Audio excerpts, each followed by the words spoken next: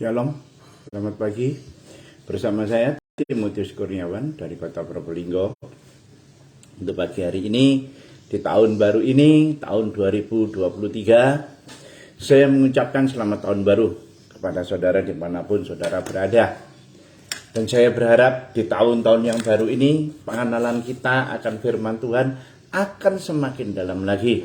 Agar berkat Tuhan itu lancar mengalir kepada saudara dan saya untuk kita diberkati dan kita untuk jadikan saluran berkat. Mari kita buka Alkitab kita sebentar. Saya ambil dari kitab Yosua. Yosua pasal yang kelima ayat yang ke-10. Demikian firman Tuhan. Sementara berkemah di Gilgal, orang Israel itu merayakan Paskah pada hari yang ke-14 bulan itu. Pada waktu petang di dataran Yeriko, lalu pada hari sesudah Paskah, mereka makan hasil negeri itu, yakni roti yang tidak beragi dan berti gandum pada hari itu juga. 12. Lalu berhentilah mana itu pada keesokan harinya, setelah mereka makan hasil negeri itu.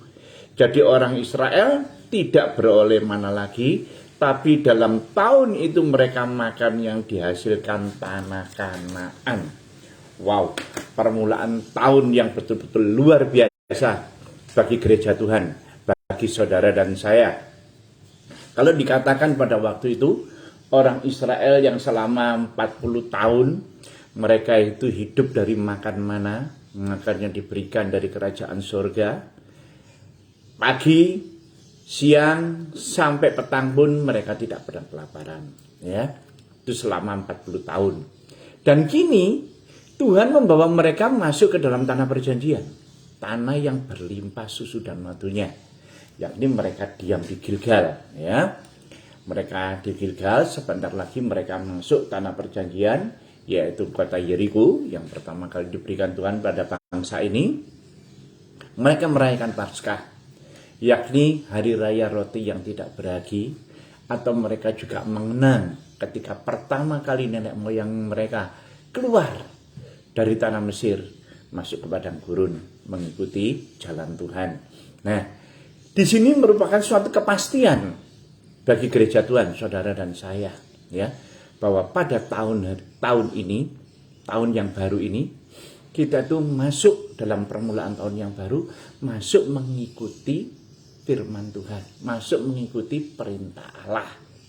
Langsung dihentikan mananya. Sepenuhnya mereka makan berti gandum yang dihasilkan di tanah Kanaan, di tanah perjanjian. Jadi tujuan bangsa Israel itu sudah pasti, tanah perjanjian, tanah yang berlimpah susu dan madunya. Tujuan saudara dan saya itu pasti, kita ikut Tuhan, kita ikut Yesus, yakni kita hidup dalam berkat Tuhan yang berkelimpahan. Itu sudah pasti. Jadi selama 40 tahun yang lalu mereka di padang gurun, perjalanan mereka itu belum pasti, belum tahu tujuannya kemana arahnya belum tahu. Mereka cuma mengikuti instruksi.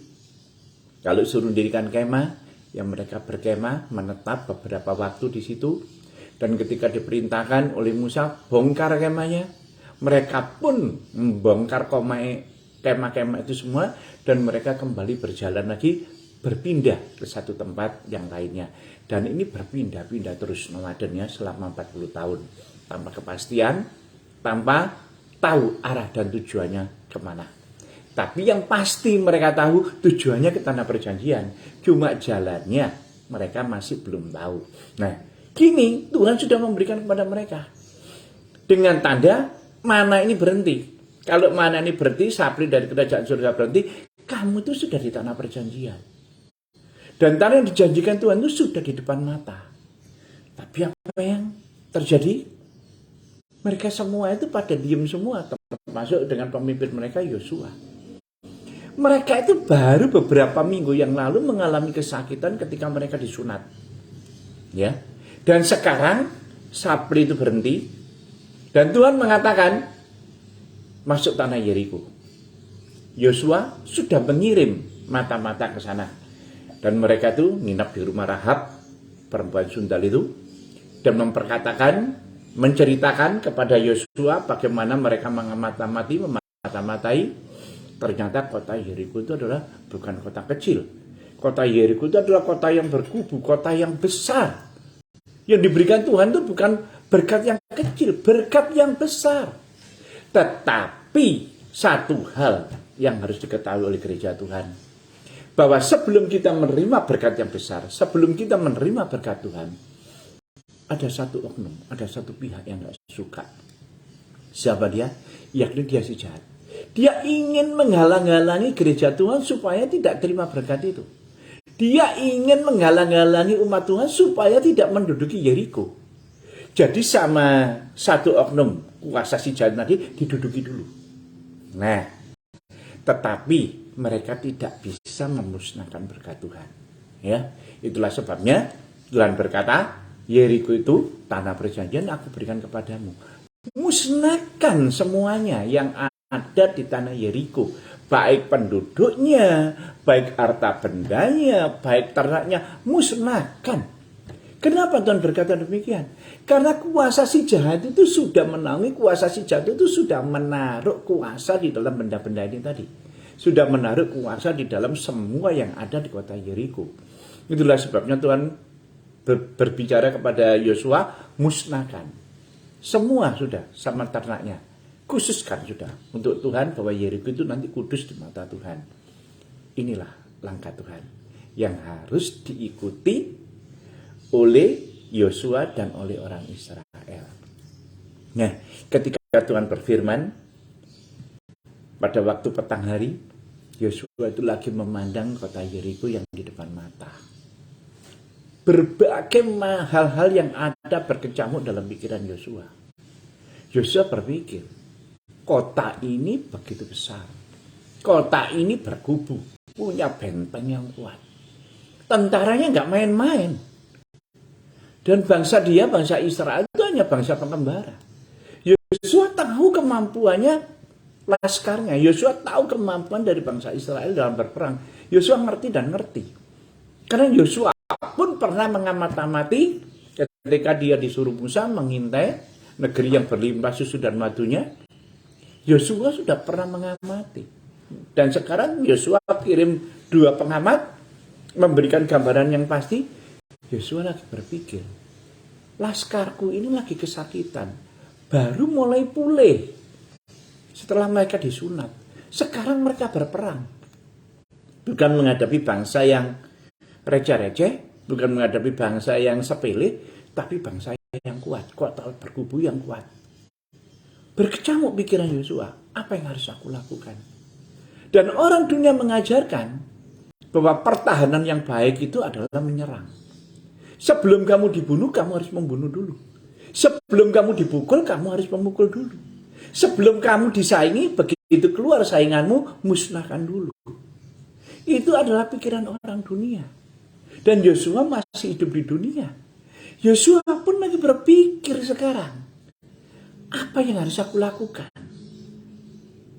Kalau bertempur, dia berhitung-hitung kekuatannya dengan laskarnya.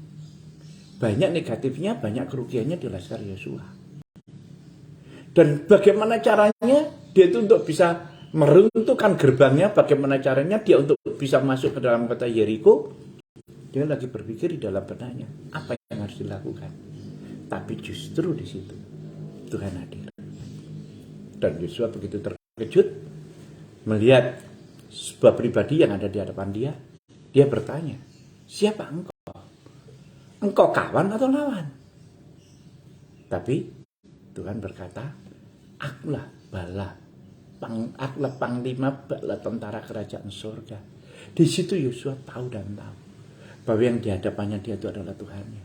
Oleh sebabnya Yosua tersungkur, Yosua menyembah dia, dan Tuhan berkata apa? Lepaskan kasutmu, sebab tanah yang kuinjak itu adalah tanah yang kudus. Dengan kata lain Tuhan berkata, ikutilah langkahku, jangan pakai langkahmu. Kalau engkau ikuti langkahmu, kamu pakai kasut. Padahal tempat yang kamu injak itu adalah tempat yang kudus. Tanah yang berlimpah susu dan madunya adalah tanah perjanjian, tanah yang diberikan Tuhan. Dengan caramu, dengan kasutmu, kamu tidak bisa menang. Tetapi dengan cara Tuhan, Tuhan yang bekerja. Itulah sebabnya Yosua melepaskan kasutnya dan dia berkata kepada para tentaranya, kita ikuti cara Tuhan. Bukan kita membunuh, bukan kita memusnahkan, bukan kita membumi hanguskan, biar Tuhan yang berperang bagi kita. Langkah Tuhan yang pertama.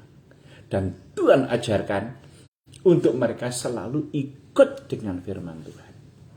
Yang kedua, Tuhan sudah memberkati bangsa ini. Tetapi kenapa berkat itu belum bisa kita terima? Halo, seringkali banyak gereja Tuhan, anak-anak Tuhan ketika mereka mengeluh tentang bisnisnya, tentang keuangannya.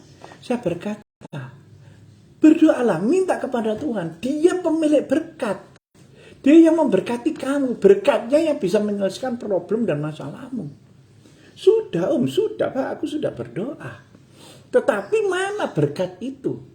Sekali lagi saya katakan, Tuhan sudah memberkati, Tuhan sudah memberi. Tapi satu oknum si jahat selalu menghalangi. Dan selalu menduduki. Tapi dia tidak bisa merebutnya. Kalau bukan dengan kekuatan Tuhan, kalau bukan dengan cara Tuhan, sia-sialah kita bertempur. Sia-sialah kita mencari berkat. Justru dengan tangan Tuhan, justru dengan firman Tuhan, justru pakai caranya Tuhan, berkat itu akan nyampe kepada saudara dan saya. Dan kalau kita berkata, mana Pak, aku sudah doa, aku sudah bekerja, tapi berkat pertolongan Tuhan itu nggak turun-turun. Ini sama dengan laskarnya Yosua. Yosua berpikir kemampuan tentara aku itu seberapa. Kota ini berkubu, tentaranya jauh lebih kuat, lebih dahsyat. Hitung-hitungan aku rugi. Hitung-hitungan aku kalah. Mau bertempur, banyak korban. Itulah sebabnya Tuhan katakan, tanggalkan kasutmu. Keberadaan Allah di luar pemikiran dan melampaui segala akal manusia. Tuhan berkata demikian, percuma kamu pakai caramu. Pakai strategimu, kamu pasti kalah. Tentaramu lemah kok. Tentaramu baru disunat kok, belum pulih. Pakai cara, ikuti aku. Tuhan mengajarkan yang pertama untuk umatnya mengikuti firman Tuhan. Yang kedua, setelah Yosua memerintahkan kepada tentaranya, taruh Tuhan dulu di hadapan kita. Tuhan itu sedang melatih kita itu berperang. Wow, kita buka sebentar. Alkitab kita di Hakim-Hakim sebentar ya. Hakim-Hakim. Kitab Hakim-Hakim. Pasal yang ketiga. Ayat yang pertama dan ayat yang kedua. Inilah bangsa-bangsa yang dibiarkan Tuhan tinggal untuk mencobai orang Israel itu dengan perantaraan mereka, yakni semua orang Israel yang tidak mengenal perang Kanaan. Wah, maksudnya hanyalah supaya keturunan-keturunan orang Israel yang tidak mengenal perang yang sudah-sudah dilatih berperang oleh Tuhan. Dengan kata lain, dengan lamanya waktu dan melihat usiamu, 40 tahun hidup penuh dengan pengenalan firman, seharusnya bangsa Israel ini sudah dewasa rohani. Tapi kenyataannya mereka itu masih makan susu, masih makan makanan bayi. Dan Tuhan nggak mau gerejanya bertempur dengan mental karakter baby atau bayi. Dia akan jadi bulan-bulanan musuhnya. Makanya Tuhan membawa mereka sekarang untuk dilatih bertempur, untuk dilatih berperang. Agar berkat yang dihalang itu tadi bisa diambil kembali. Agar berkat yang diduduki tadi bisa kita ambil dan kita rampas kembali. Maksud Tuhan itu melatih berperang. Kamu itu bukan anak-anak rohani lagi, tapi kamu itu sudah cukup rohanimu. Kalau di padang gurun, dengan berpikiranmu seperti kanak-kanak, ya maklum kamu putar-putar terus di padang gurun. Karena kamu baru mengenal Tuhan ketika engkau mendengarkan firman-Nya, ketika engkau melihat mana itu turun, ketika lihat air itu berbuah-buah. Engkau baru mengikuti Tuhan, baru percaya bahwa Tuhan itu mampu menjadikan dari yang tidak ada menjadi ada. Tetapi saat ini kondisinya beda. Kondisinya diperhadapkan langsung dengan pertempuran hidup atau mati. Kalau dihitung-hitung, kamu bertempur, kamu kalah. Masalahnya kamu baru sembuh, kamu baru pulih. Tetapi Kalau kamu sekarang bertempur pakai kekuatan Allah, justru disitulah letak kemenanganmu. Oh, glory, haleluya. Tuhan Yesus begitu baik. Nah, bangsa ini dibawa dari cara berpikir dunia, dibawa dengan cara berpikir yang rohani. Dari bangsa yang mengandalkan fisik, sekarang bangsa yang mengandalkan firman Allah. Bangsa yang mengandalkan Tuhan. Alam pemikiran mereka dengan alam rohani itu beda jauh. Alam pemikiran mereka tadi saya katakan kalau bertempur, sebelum kita dipukul ya harus kita pukul dulu. Sebelum kita dibunuh ya lebih baik kita bunuh dulu. Sebelum kita disaingi ya lebih baik saingan kita begitu muncul kita matikan dulu. Itu cara berpikir dunia. Tapi cara berpikir rohani Tuhan berbeda. Bagaimana langkah Tuhan? Nggak bisa diselami dengan akal budi kita. Keberadaan Tuhan itu melampaui dari segala akal. Sehingga yang bisa kita lakukan, kita taat, kita tunduk, kita ikuti. Titik. Dipikir pun nggak jangkau. Tentara yang masih dalam kesakitan, dengan kondisi yang seperti ini, melawan kota yang berkubu, ya nggak jalan. Ya nggak nyampe. Itulah sebabnya Yosua berkata kepada rakyatnya, kepada orang Israel, ikuti Tuhan. Taruh tabut Tuhan di depan kita. Para imam berada di tabut Tuhan. Dan Tuhan instruksikan untuk kita berjalan memutari kota Yeriko. Kita berkeliling. Ya, itu adalah instruksi atau firman Allah. Bahwa gereja Tuhan harus mengikuti langkah Tuhan. Wow. Haleluya. Tuhan mau gerejanya dewasa rohaninya. Kalau rohaninya masih rohaninya anak-anak, kapan bisa bertempur? Saudara akan jadi bulan-bulanan musuh. Gereja yang dikasih Tuhan. Kalau kondisi ekonomi kita saat ini lagi ada sedikit kesulitan, jangan pernah berhenti atau mengeluh. Jangan pernah berhenti, berjuang terus. Jangan pernah mengeluh, karena mengeluh itu mengendurkan langkah saudara untuk maju. Justru kondisi yang sedikit sulit ini memicu kita untuk kita berusaha. Kita harus struggle karena kita dilatih bertempur oleh Tuhan. Kita dilatih untuk kita mendapat berkat kita yang dihalang-halangi oleh keadaan. Kita bertempur untuk kita merebut kembali berkat-berkat kita yang sudah diduduki oleh si jahat. Saudara dan saya adalah rohani yang diandalkan bagi kerajaan surga. Itulah sebabnya orang Kristen harus hidup di dalam roh dan kebenaran. Jangan diandalkan kekuatan kita, jangan diandalkan kerajinan kita, jangan diandalkan bahwa kita punya nama di gereja, jangan diandalkan kita punya akses segala macam di gereja. Bukan, nggak penting. Tapi yang penting kita hidup di dalam kebenaran firman Tuhan. Kita menundukkan hati kita, kita menundukkan jiwa kita, kita menundukkan segala karakter kita untuk kita masuk di dalam karakter firman Allah. Untuk kita masuk di dalam rencana Allah. Kita berjalan dalam rencana Allah.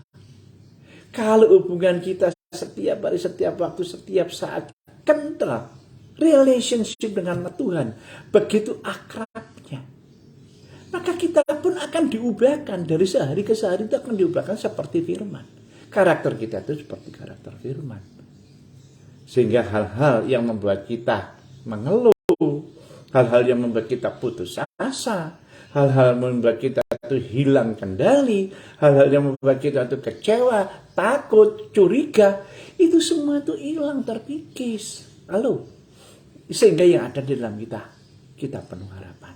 Besok pagi masih ada harapan. Tahun depan itu masih ada harapan. Harapan yang bagaimana? Harapan di dalam Kristus.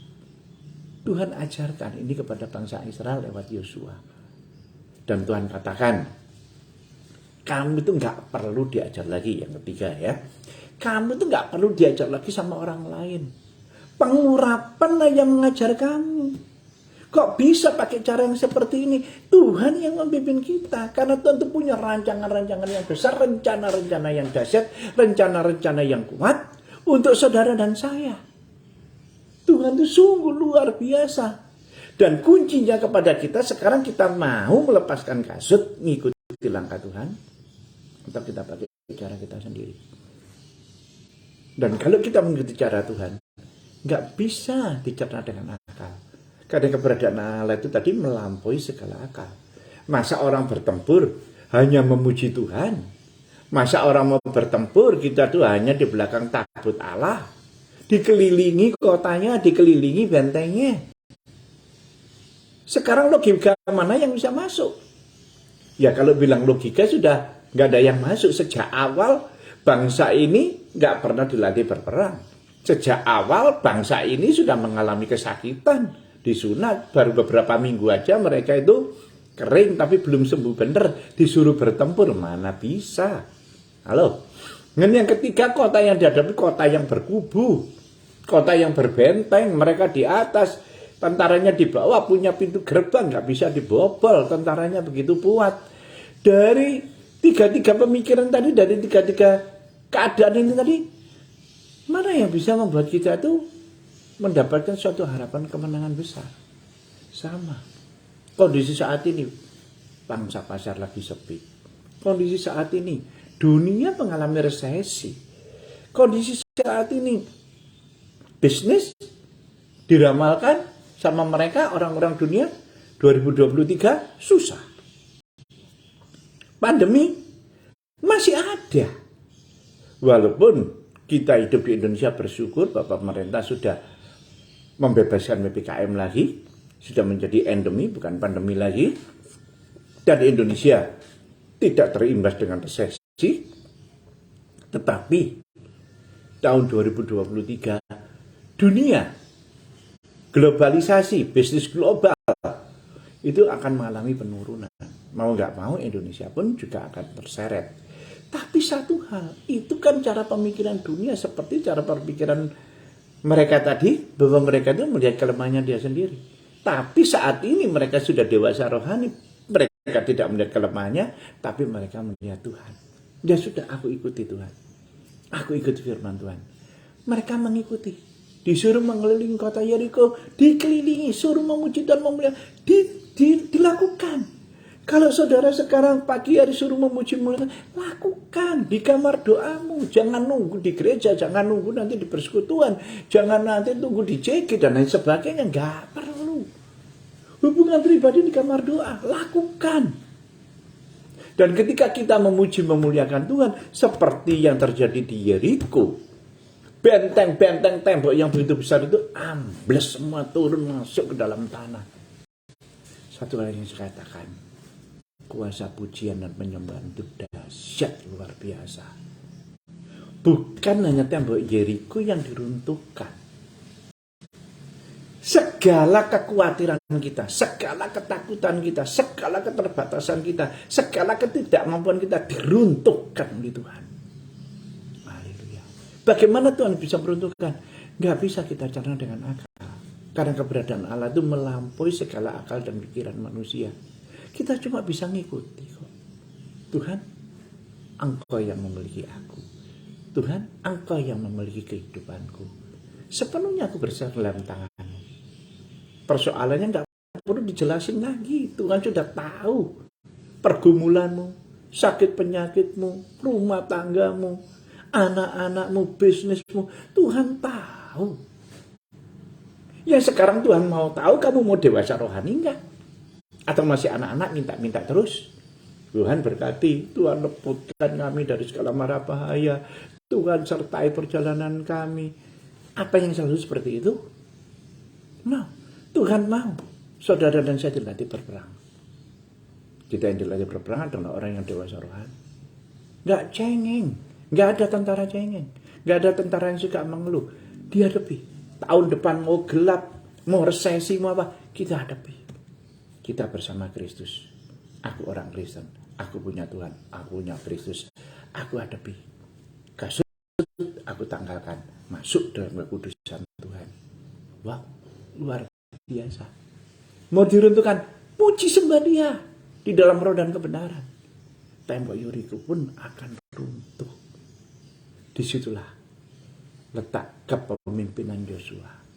Dia membawa kepada bangsa yang selama ini mengenal instruksi Tuhan, firman Tuhan hanya lewat Musa. Tapi sekarang Yosua berkata kepada bangsa ini, enggak usah cengeng. Siapkan hatimu, jaga kekudusanmu. Karena Tuhan memimpin kita, Tuhan ada di hadapan kita. Jaga kekudusan kita. Itu yang Yosua terapkan, itu yang Yosua instruksikan kepada umat Israel, kepada gereja Tuhan, kepada orang Kristen yakni saudara dan saya. Siapkan untuk kita kudus, sehingga Tuhan bisa memimpin kita. Kalau kita nggak kudus, bagaimana Tuhan bisa memimpin kita? Karena kekudusan dengan kegelapan itu nggak mungkin bersatu. Dan kalau saudara mau hidup kudus, masuk dalam kamar doa. Setiap pagi, setiap hari, sebelum melakukan aktivitas apapun, berdoa kepada Tuhan. Puji, sembah Dia, muliakan Dia. Maka Tuhan akan memimpin perjalanan kita. Amin. Haleluya. Tanah perjanjian, tanah yang berlimpah susu dan matunya, tanah yang penuh berkat. Kalau tidak diusahakan, kalau kita tidak berusaha, berkat itu masih dalam kuasa si jahat. Itulah sebabnya saya katakan berusaha. Usahanya satu, taruh Tuhan di hadapan kita dulu.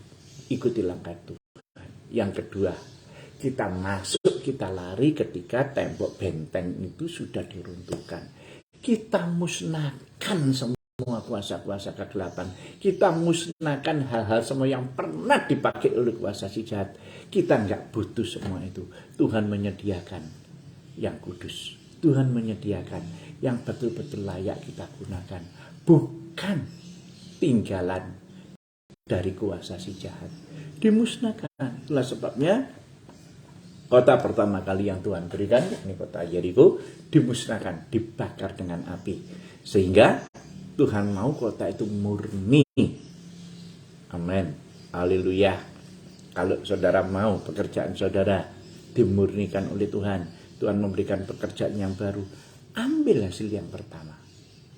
Berikan kepada Tuhan sebagai korban persembahan buah sulung. Seperti Yeriko dipersembahkan kepada Tuhan. Bakar semua dengan api. Nah, kalau masih ada satu dua mereka yang menyembunyikan, mereka pun akan menerima akibatnya. Mereka masih suka dengan barang-barang itu barang tinggalan si jahat. Itu barang ada kuasa si jahat. Roh si jahat itu masih ada di tempat itu. Kalau Tuhan sudah katakan musnahkan, ya musnahkan dengan api sudah. Nggak usah disayang-sayang lagi, nggak usah disimpan-simpan lagi sekalipun itu barang berharga. Tuhan bisa memberkati lebih dari itu. Amin. Haleluya. Permulaan tahun awal mereka masuk tanah perjanjian, tidak ada supply mana lagi, tapi mereka sepenuhnya makan hasil dari negeri itu. Berarti negeri itu penuh dengan berkat. Tapi saat itu mereka masih belum bisa mendapat berkatnya karena mereka masih dihalangi oleh kuasa si jahat. Dan berkat itu masih dikuasai oleh si jahat. Itulah sebabnya perlu usaha. Perlu untuk kita bertempur. Tuhan yang melatih kita bertempur. Jangan jadi anak-anak rohani lagi. Sudah waktunya di awal tahun 2023 kita dewasa rohani kita di mata Tuhan. Sehingga Tuhan bisa memimpin kita masuk, meruntuhkan tembok Yeriko. Kita lari untuk memusnahkan segalanya dan menghilangkan semua pengaruh kuasa si jahat dan mempersembahkan sepenuhnya Yeriko sebagai buah sulung di hadapan Tuhan yang betul-betul murni, tanpa dikasih variasi apapun juga, tanpa dikasih embel-embel apapun juga, sepenuhnya kita murni kasih kepada Tuhan. Dan bagaimana cara Tuhan? Saya katakan cara Tuhan itu melampaui dari segala akal. Tapi Tuhan selalu memberikan kita, mengajar kita dengan pengurapan-pengurapan yang baru. Kalau saudara ada dalam pengurapan yang baru, pasti langkah saudara itu selalu penuh dengan langkah-langkah yang luar biasa. Langkah-langkah dalam kebenaran firman, langkah-langkah yang penuh dengan iman. Dan saya katakan jika itu adalah langkahmu penuh dengan iman, kemenangan, berkat kasih karunia Allah sudah melimpah dalam keluarga kita. Sehingga ketika kita melihat, loh, ternyata aku sudah diberkati. Loh, ternyata kesulitanku selama ini sudah bisa teratasi. Loh, rumah tanggaku dipulihkan kembali. Anak-anakku bisa menjadi anak-anak yang manis. Bisnisku diberkati kembali menjadi besar. Dan tidak ada kesulitan sama sekali. Kenapa saya katakan demikian? Karena Tuhan campur tangan atas seluruh kehidupan umatnya, gerejanya. Amin. Haleluya. Semoga di tahun yang baru, tahun 2023, saudara semakin dewasa di mata Tuhan. Dan berkat itu pun akan mengalir untuk saudara pergunakan. Sehingga saudara pun dipakai Tuhan menjadi saluran berkat. Amin. Haleluya. Tundukkan kepala.